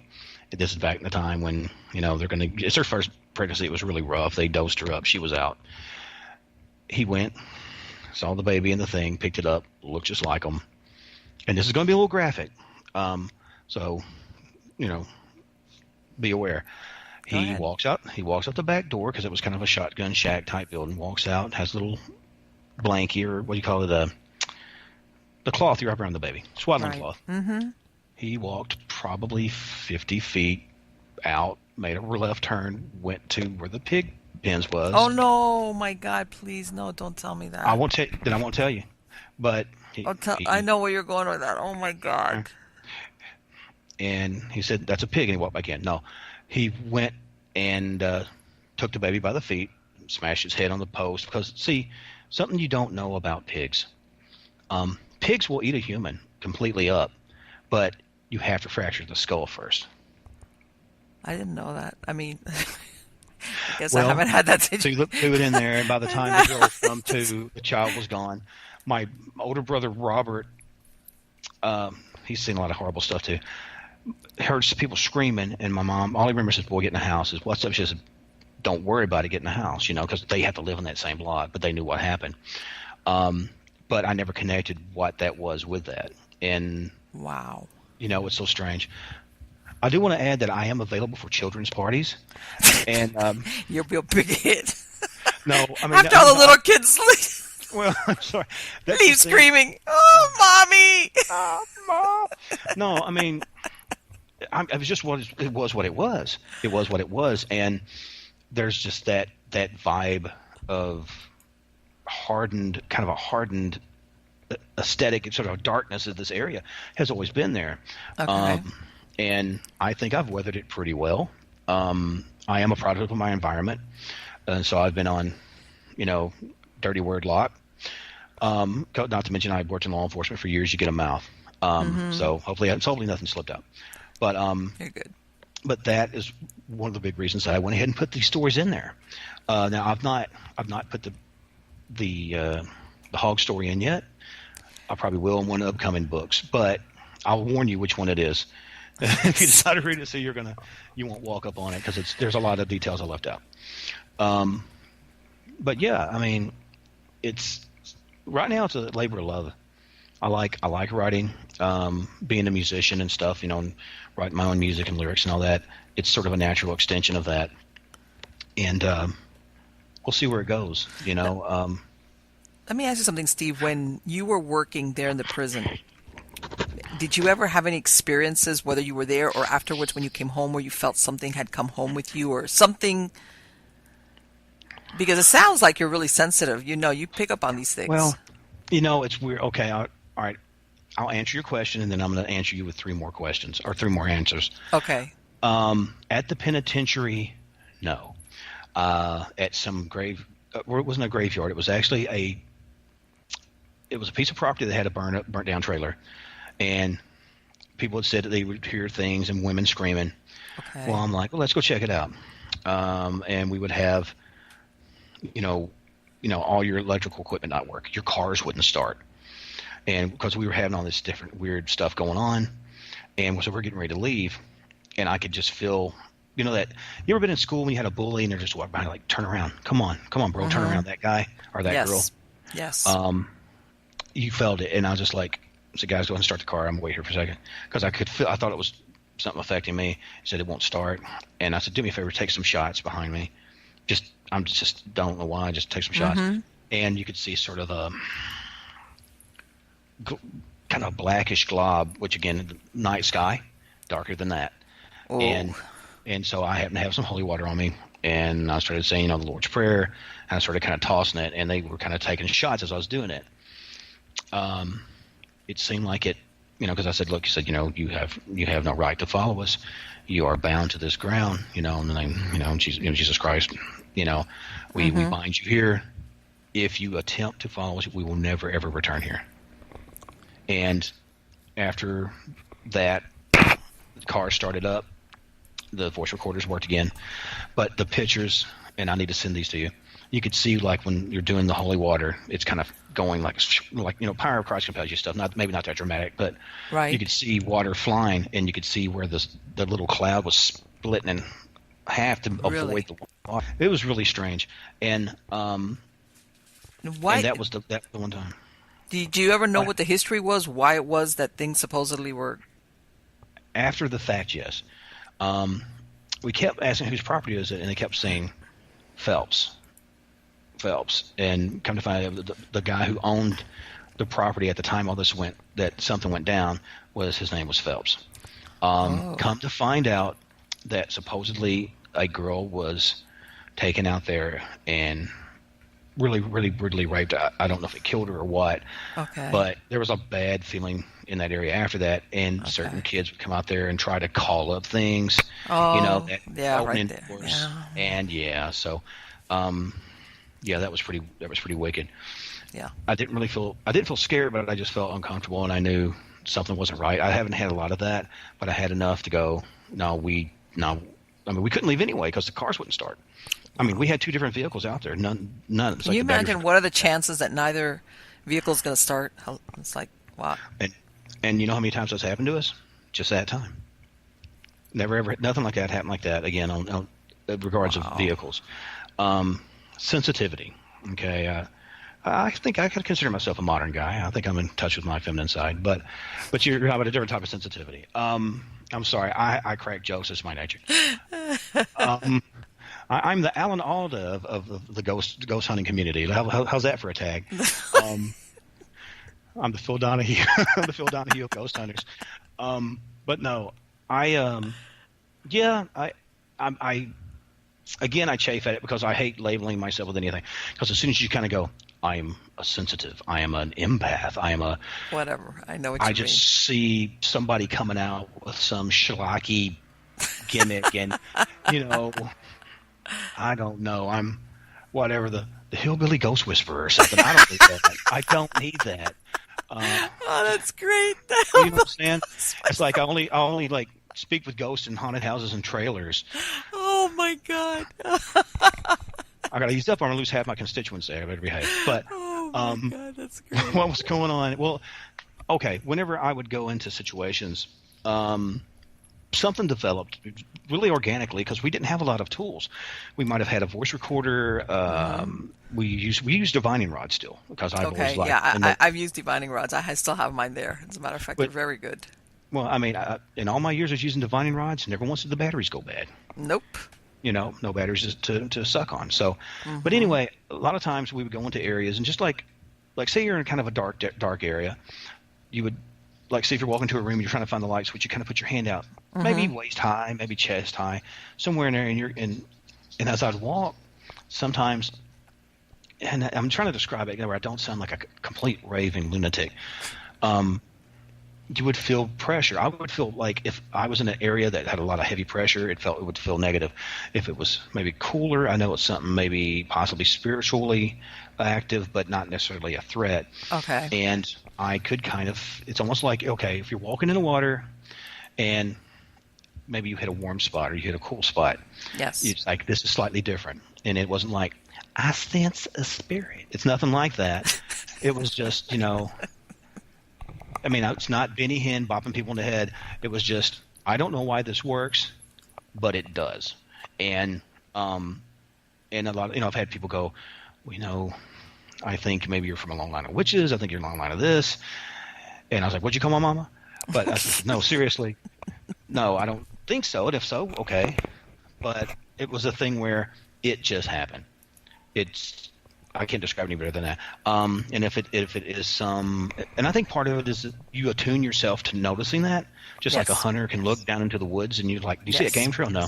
Yes. After a while, I absolutely agree with you. Right. And so that's an element of that. And I know I sound really flippant, and I hope I don't sound like disrespectful or disingenuous. It's just I can't take myself this seriously. You know what I'm saying? There's no reason to. There's too many really. I don't say heavy hitters or just big egos and don't you know who I am, and that will never, I hope that will never be me. Please keep me grounded. No, and I absolutely agree. Considering, let's say in this field, it's about dead people or things like that. It's like one of two things. People sometimes take themselves too seriously, and that's a bad thing to do because if not, it can get depressing when you really look at it with which you're investigating or in this case, let's say what you're trying to write about. It's like you have to lighten up a little bit. Well, more than that, it's such a male-driven thing. I mean, you don't get me wrong. I mean, you definitely have notable women in the field, but the glut of the people that are doing the shows, and a lot of them are going to look like me, bald-headed with goatees, or they are wearing leather jackets, and all of them have matching this and that, and I'm like, dude, it's not that serious. I mean, my thing was always, because we would do a lot of home investigations. Maybe some of the kids were playing on the Ouija boards, or maybe somebody brought a piece of an antique from somewhere. Yes. Stuff like that. I have a lot of people that do haunted houses, and they'll go, oh, hey, this old asylum is getting rid of some of these beds. You want them? Sure. Okay. And then it's like, hey, for some reason I keep having people screaming in my bathroom. I don't know what's going on. Well, let's see. Well, unless your wife saw a spider or something, or your son. I'm not going to be put gender roles on it. But it's just one of those things that we would always go, especially if there's a kid, especially if there's somebody that's, they're all having huddled together in the same little room, and their quality of life is not good. That bothers me, especially if something where the children are getting scratched up, marked up, things thrown at them. That pees me off. My wife, oh my God, she goes like full mama bear about it, and she doesn't like that. Because like you said, kids have it rough enough as it is. But again, that's where our heart is too. And so that's the sort of thing that always kind of, that Well, was see, one of the bigger. when you're a child, and let's say you're an adult, or the parent or whatever. So I say, I don't want to be an adult, but go ahead. Well, if let's say something like that is going on, you have a choice. You can leave, move, whatever. When you're a child and something like this is going on, you don't have that choice. Right. You're dependent on your parent or parents or whatever Mm-hmm. to stay there, leave, do something about it. So kind of you're like hoping that the person in charge is going to do something about it. But when you're a child, and exactly like what you said, when they're having to endure something along those lines, it's almost, or if for some reason they're being targeted, that puts on a hold because they don't have the choice of saying, you know what, I want to move out. I don't like this house anymore. Right. I mean, we actually had some of that with our old house, which at the time, they would talk about seeing a little girl in the stairway. Okay. Because we had lost our daughter Kaylee. She would go, well, maybe it's Kaylee you're seeing, and they're going, this doesn't feel like family, which, like my youngest girl sort of has the same whatever that I've got. So, and I don't know how I feel about that. I kind of hate it. Mine was sort of, I don't know. Mine was a reflex to deal with a fearful stimuli, so I can feel like I'm able to function. Okay. I don't want that for her. I mean, if she wants to be, next generation, whatever, party on. As long as she takes whatever safeguards and whatnot. But it's just one of those things where it's just like, oh, great, I don't know. I mean, I guess it sounds bad to say, well, I don't want them to do what I'm doing, but I don't want them to feel they have to deal with stuff because they saw stuff. I mean, since we have the new house, none of that's been happening. Well, and it's like, and sometimes, sometimes those things, they come and go. They're like, it's a temporary thing. Right. Yeah. Like a karma chameleon. Mm-hmm. They come and go. Yeah. You know I was going to go there. Come on, it's fun to laugh. But no, that is very true. And I do think that for whatever reason, that sometimes people, if you want to call it seeing through the veil, have a certain gift, has a certain knowing, the shining, whatever you want to call it. I think that's true. I think probably too many people try to be that, or whatever, and I'm just like, I know I can't slam dunk anything, so that's just not in my plans or my cards. But we each have certain gifts, be it from your creator or whomever. Exactly. And why not use them to your benefit? The fact that obviously, in this conversation, you've learned that I can't shut up, and I'm going to just yap. That's why I went into doing radio. That's the reason I'm an entertainer. And let me tell you something. You are so super entertaining. I swear, you really, really, truly are. You're great. If I can leave any interview, and people will go, maybe, oh, well, that's not what I expected. I thought maybe this guy was going to come in here and either be very long-winded and like this, or be so full of himself. I don't want that. I want to. Like I said, I'm about this far from being like a horror host. I'm so. I have to keep myself from being so completely kitschy, because I love that. I love that crap. But I also know there's a certain professionalism you got to bring to things, and a certain respect for the people involved. Now, sometimes I will joke off a thing a little bit to kind of lighten the stress of things, because it seems to work. But obviously, and that's one of the things that we hadn't really talked about. When you take things to people, and depending on their cultural, religious, whatever beliefs, backgrounds, and what they can spiritually eat. You know what I mean? Like, okay, they are squares. Okay, they're a round peg, and I'm trying to bring them a square and go here. This is what's happening in your world. It's not working. It doesn't always fly. I kind of go here. It's like Rod Sterling said, for your approval. Look at this. You take away what's from it. Now, if I definitely don't think it's something that's life-threatening or whatever, I'll say this and that. Usually my first thing is if a child's being harmed or something like that, it's like, I don't know what your religious convictions are, but if you have any, maybe talk to a deacon or a priest or shaman or whatever. But it's not necessarily has to be that. You can protect yourself spiritually without that, and that would probably help with this and that. And then you do follow-ups with them and check with them. Sure. And I've had people I've helped or try to help. Say like I'm Salvation Army, like I'm helping them, but I mean I try to, But I had a family that, I thought it was the kids that were just playing with the Ouija board. Okay. Come to find out, it was the mom too that was getting the kids into it and doing a lot of, which candle magic can be like very innocuous. As a Ouija board, if you respect it, have you ever heard of? Do you know who Tim Shaw is? Tim Shaw. You need to know Tim Shaw. No. He is a strapping, handsome man and very well educated on Ouija boards. His family is from like a long generation of spiritualists. Okay. I've had people go, do you know how much do you know your family tree? And it gets kind of muddled after my grandfather. And they said, I would not be surprised if you've had some sort of lineage of spiritualism, which I've always leaned more towards spiritualism just by nature. But he's very knowledgeable about this. And it's like, okay, well, you're not going to give a handgun to a 2-year-old. You're not going to put a 5-year-old behind a car. If they don't know what they're doing, they cause great harm. And he says, if you use this, properly. And you don't do it the right way, exactly. Right. Know how to close, the circles and whatnot. It can be a great tool and a great learning tool and whatnot.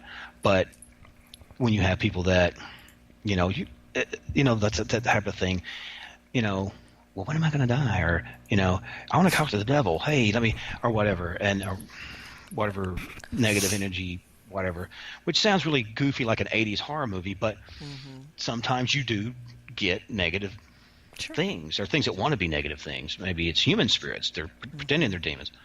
But they did this to the point that it sounded like people running their nails up and down the walls. They would see like where they'd have a close to where the heat return is in the wall. They would see almost like black, like, okay, you ever seen like a mirage come off a hot rope?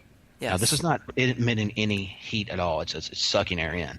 You would see like the fluttering like black heat coming up off of it, and stuff like that. We went there, had it done, blessed all the rooms, anointed the doors with oils, stuff like that, and said a prayer, which I know sounds very new agey, It but works. That's where they're at, so that's what I honored. And I will tell you the other spooky thing that happened. There's a couple spooky things, but the one thing, I went to the bathroom. That's not spooky. That can be spooky, but I went to do – okay, just cut that part out. I went to – Oh, absolutely not. No. Okay. Keep going. Okay. Well, I went to the open door of the restroom, and I went inside every room, and I would go to the corners and do this and that. Very, very straight. And I went to go in the room, and it was like my body went, like, no. It wasn't like there was I wasn't sitting there like I'm pantomiming, like I'm acting like I'm in a box. It was like I physically could not step into that room. And so I just kind of said the Lord's Prayer, turned around and walked out. Felt extremely uncomfortable. Definitely felt a presence. I felt like whatever was in the room wanted to kill me. And that's the only way I can say it. So I went walking out. I'd had a voice recorder we set up in that room before we started it. Okay. And so I come out. My wife's going to go get the voice recorder. And, because we always work together. It's kind of I don't want to say like, oh, we're Ed and Lorraine Warren, but we had that type of thing, that husband and wife team, Right. So here we go. And she goes to get it. And I kind of stop her. And she's like, oh, no, I got to get the recorder. And I'm like, no, man, you're not hearing me. Go out the room. I'm not going, I'm not one of those guys with a pinky ring. Give me some coffee. Get out of here. But no, you don't. No, I'll tell you out here. Let's get the frick out of this room. And so I kind of told her, I said, what I've experienced. Well, so then we listened to the recorder. Oh. And you know the part where it says, "In the name of the Father, and of the Son, and the Holy Ghost, Amen." Okay, you may be familiar with that. And when I would say it, it said it back to me. It said it back to me, but like not cool. It said it like I would say, "In the name of the Father." It would go, "Father." Holy And I say, "The name of the Son," and it was almost mocking, like the Son. Holy Like shit. that. And I said, it gives me freaking goosebumps now talking about it. I know. I'm like, listen. And I said, "Amen," and it went, "Oh man," and it has this weird, like fuzzy background crap. Well, Okay, let me ask you. You heard this later when you were already at home? We heard it on the EVP. No, if I heard it then, I would have been like Curly out the wall, Okay. like the outline of me. No, like I said, I mean, yeah, I'm not a tough guy. I'm not that guy that runs up, "Come at me, bro." That ain't me, because I know what some of this stuff can do to you. Right. So we heard that, and I'm like, oh, it was like, holy crap, seriously? And yeah, it was really weird. It was so strange. Because I've never is had not anything. exactly the word I would use for it. I'd be like, Yeah. douse myself in holy water. It's like, Oh, no, I mean, if I'd heard it, it would have been, I'd be stopping at the store for some new Hanes. No, I'm not with that. Like I said, because I mean, that's what I'm trying to tell you. I'm kind of a scaredy cat, but I'm also want to make sure people are okay. But I'm not trying to be a tough guy, but I know sometimes you got to step up.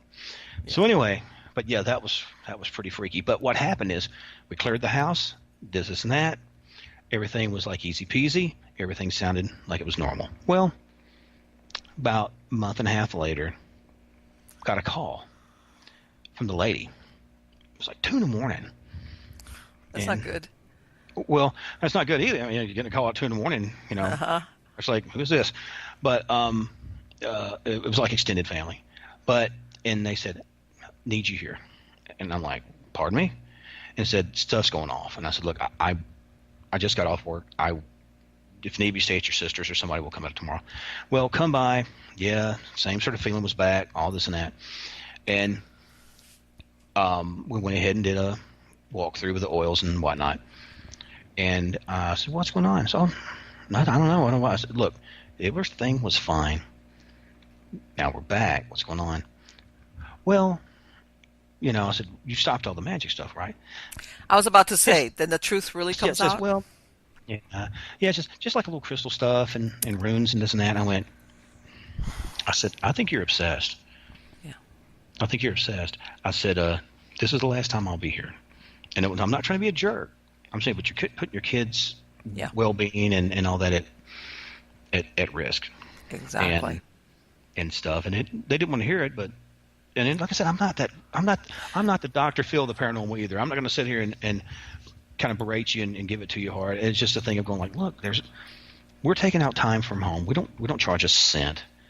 I know some people do. That's their choice. I don't. And short of me having to travel like to Louisiana or something, if they want to help with gas, that's fine. But you never charge for any of that. Well, you know what? She called you up supposedly at 2 a.m. because she's so scared. But it sounds almost like, but not scared enough to have stopped it. No, I mean, like I said, it's that thing of going. It's like the alcoholic guy, It's like, well, one sip ain't gonna hurt me. Let's streak through the quad. That's what happens next. It goes from 0 to 60 in a heartbeat. And the thing is, once you are, how do I explain this? Once you're kind of exposed to that, I don't say you're stained. That sounds very dramatic. But it's pretty accurate, though. Stained by the paranormal. But it's accurate.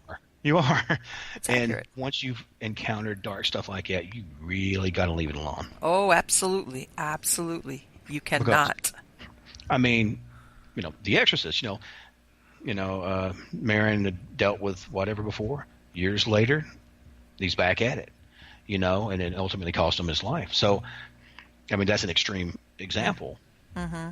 But that's the thing, you just I've actually had folks, and a friend of mine who worked at the penitentiary with me, I had to get him off the team. He was so obsessed with it. All he wanted to do was ghost hunt, and like all the time. All he wanted to just listen to EVPs for hours, this and that. That's not good. That is not good. I'm like, buddy. Good. I mean, I would describe him as he was a good Catholic boy. He was so good. He was, what's the little guys that walks around with the wafers? The altar boy. Yeah, that guy. He was that kind of guy, and real good guy. And but he was really obsessed. And I had to look, man, you've got to take some time off. You've got to. This is not good. Yes. And he's like, man, this is what I love to do. I said, I don't know that. Just take time, And he had just got married too. I said, focus on that woman. Focus on making some pretty little kids. Don't just. This will be here. Ghosts are going to be there. I guarantee there's ghosts that's been around for 300 years. They're not taking off. And he had a lot of issues. He was having a lot of problems at the prison. He kept having things. He felt like stuff's watching me, and I feel like, and it's in areas, and he's describing the same stuff, right, that I encountered. So I'm not necessarily saying it was like a mental illness thing, but But it sounds like he was putting out an invite, also, in a way. Well, this is what happened, and there's a chapter in the first book, and I was talking to him, and I said, man, we really need to talk. Just hang out. Just come over, and I don't know, man. We'll play some Xbox. This is back to when I'm still like kind of a gamer. Play some Xbox or some, rock some stuff from robots, whatever, man. We'll just grab some country roads, listen to the radio. He went home, and he blew his head off with a shotgun. He what? And, yes. He went home. Oh, my God. He spoke to his wife and went to the bedroom and took his shoe off, and yeah. So, there's this funeral and all that, and I could not help but feel somewhat responsible. I mean, obviously, I didn't say go home and shoot yourself in the head. Right. I did everything I could to try to get him separated from. I am not saying ghost made him kill himself, but no. I know the what obsession, yes. obsession with the interest and and I understand that I'm an obsessive person. I come from a long line of like drinkers and this and that, and so I understand obsession. I write obsessively. I had to literally push the computer away and go, yep, I'm walking outside. I don't want to look at it for 45, 50 minutes because that's all I'll do. So, yeah. So that was really hard for me. That was not long before I ended up leaving the penitentiary and started trying to work with special needs adults and stuff. There's casualties in this. People don't always talk about it. Yes. I mean, you talk to people who are ufologists and different things, and when I say conspiracy people, I'm not saying that they are nuts, but they look at different conspiracies and try to prove them or disprove them. And sometimes those people, for some reason, his brakes just went out, or whatever. I'm not saying that is 100% what happened, but I know my friends did. And we actually got just completely out of investigating for a while. It was not until I started writing the books that it kind of, it's just kind of like, maybe it's time, and that's what brought me back to it, just that love of it and love of my friend. But it's, it's bittersweet. It's just like I'm sure growing up in a bigger city, you've probably had friends that's died different ways and lost friends along the way. And, it's just like, I don't want, and he would not want my interest to be like, I have to cut that out of me now. Right. Where I can never ever do that because that would kill him. But you know what, Steve? You are not. You're not the first investigator that's described. Because like you said, there's people that sometimes get into it, and within a couple of years they kind of fade out. Either it's not what they thought, either they get scared, or it's boring sometimes. But almost every investigator I've spoken to that's been doing it for a little bit describes maybe not something like that, like where they lose a friend to suicide, but where they have to step back from it and like not reduce it, like step away from it totally. Right. Because they kind of think, if I don't, it'll consume you. It's gonna hurt me and hurt my family, and I gotta stop it. And then, like you said, a few months go by, sometimes as long as a year, and then they start going back into it. But they themselves realize, I have got to totally withdraw myself from going out to these places or listening to people call me up and tell me these things that are going on. Right. Or in this case, coming up against what you described. Right. That's pretty dark, okay? That's not a dead person there. Just a good old dead person that got lost along the way. Right. Well, and that's the thing for me. I left at the end of 2010. I didn't really start. I mean, I was writing the stories down, and Right. I would follow certain phenomena that's going on, and listen to old Art Bell stuff, Mel's Ho and all that crazy stuff. But the actual investigations, I was out of that probably close to 4 years. I mean, I was just can't even look at my gear. I just had to leave it alone. But like I said, once I started doing the writing and stuff, I was just compelled to get back to it, and and we still kind of pick and choose it. I mean, yes, we're not, and then run into everything, and obviously it's a thing. I mean, I'm getting a little bit older. We got X amount of kids. We have special needs kids on top of it, and so anytime that we step away, that means we have to have someone that we trust to care for our kids, and that's time away from our kids, and all that. So we're kind of stingy with our time, and with that, I mean, I don't know, that maybe that's just the way I'm taking it. I feel I need to say a joke because I think it's getting way too serious. Maybe I can make a fart joke or something. But no. But no. But you know what? But you're absolutely right. I'm glad you pointed that out, because you have a lot of people out there that unfortunately they think that the real paranormal investigations, research, or whatever you want to call it, ghost hunting, is almost like what the reality TV shows show, and it's not. Sometimes it's really boring because nothing's there, or you get into these situations where you get into something dark, and despite what your client is telling you as about, like, I have no idea, wow, or why this happened, and then later on, I don't know why there's a pentagram in there in my back bedroom. Oh, you have an altar. Okay, that's cool. Oh, well, we didn't think that was important. You think? I don't know. I mean, and then again, people have, different beliefs. Our son from Thailand, they were all Buddhist. Mm-hmm. And because Thailand has like Buddhist and Hindi and different things. Right. And that's okay. We had actually bought our little son a little Buddha, and then if he wanted to pray to that, that's fine. If he didn't, that's fine too. We were not about cultural appropriation is not the word. Cultural whitewashing. We weren't about that. We wanted him to stay connected with his culture if he wants that, and have different things from there that he enjoys if he wants that. But it is one of those things where when you're bringing a person into stuff, sometimes people don't look at themselves, look kind of under a microscope. We'll do a little bit of self-check because, person's coming in. Now, not everyone's going to be as open-minded as us.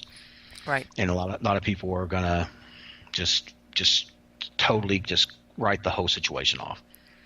Or they're going to go, they're kind of like hard nuts and just obsessed with the paranormal, and they're of course they're seeing this because their walls are covered and everything, and this is coming from a guy. I've got little air quote haunted dolls and things from different little hauntings and stuff that people gave me, and my wife loves it. She loves it, but she's like, oh God, can you put them somewhere else? But it's looking at me. But I mean, like you said, you kind of have to measure where you're at, and when because if you're bringing a person in to a situation that's an outside party, that's one of those things that a lot of times people are just going to make a quick 5-minute kind of I'm trying to say okay, I'm having a pause. A judgment, or what do you call it? They'll size you up really quickly, and then even if you actually are having stuff, they're going to write it off and go, this guy's a wackadoo or whatever or something, right? Or an attention seeker, and you get that. I mean, I've had people that, for whatever reason, they maybe just sad people, maybe just lonely people, and yes, it's bad. I don't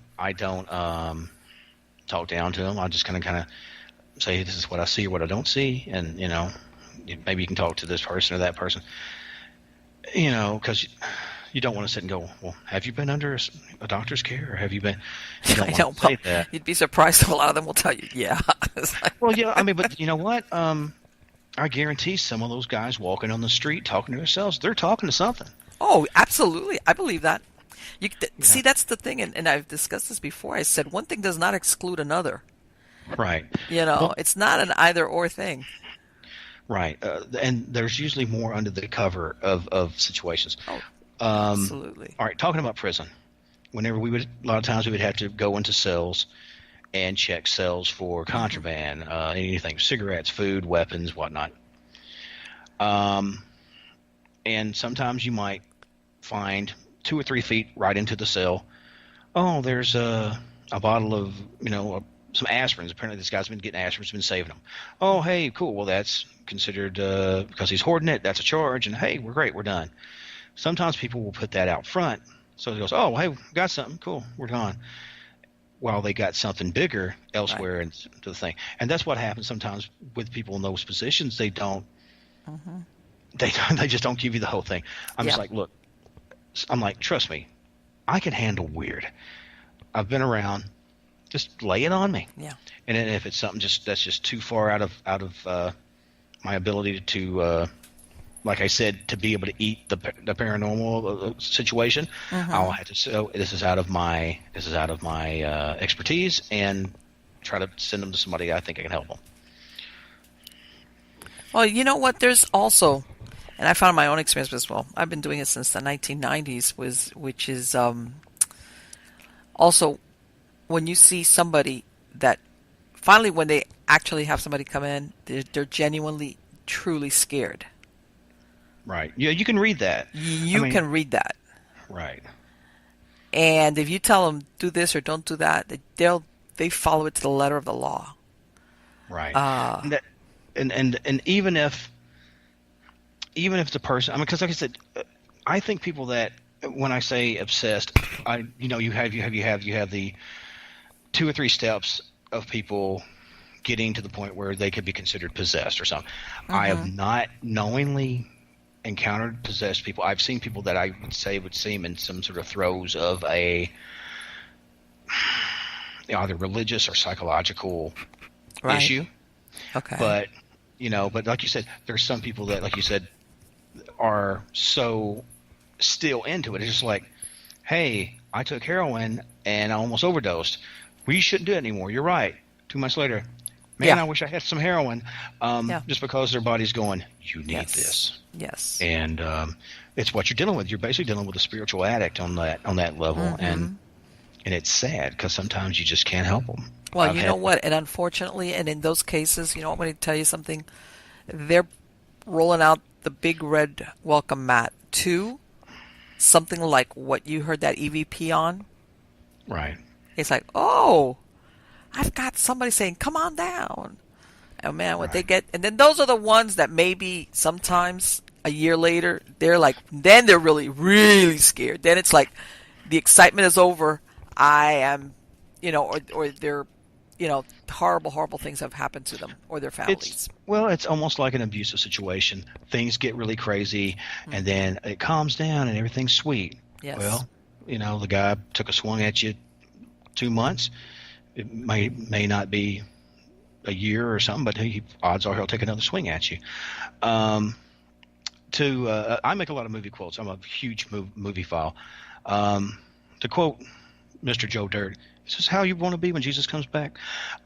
If you're going to have if you, like you said, if you put out negative, you're going to get negative. Yes. If you're going to try to put out some sort of civility and whatever, generally you get that back. Or at least know kind of how to push the other stuff away. And so, like I said, see, that's the thing, because working at the penitentiary, I've been able to, walk through a lot of different places. I've been in places like down under the prison, because they actually have had a small whipping post in dungeons where they would hang men on the walls. Oh, I'm telling you, it's brutal. We've had guys beat to death. We've had people thrown off the tiers in Fort Sale House. They used to call it Watermelon Row, and Oh. Okay, they weren't serving watermelon. The reason they called it No, watermelon roll. I don't know if you've ever heard of watermelon like fall off the top of a building and hit and pop. yes. Yeah. Okay. Again, children's parties always available, but you would sometimes hear things like that. You would hear somebody give a woo, a yell, and you like look up thinking somebody's throwing something at you. There's nobody there, and Really? everyone's out of the cell house.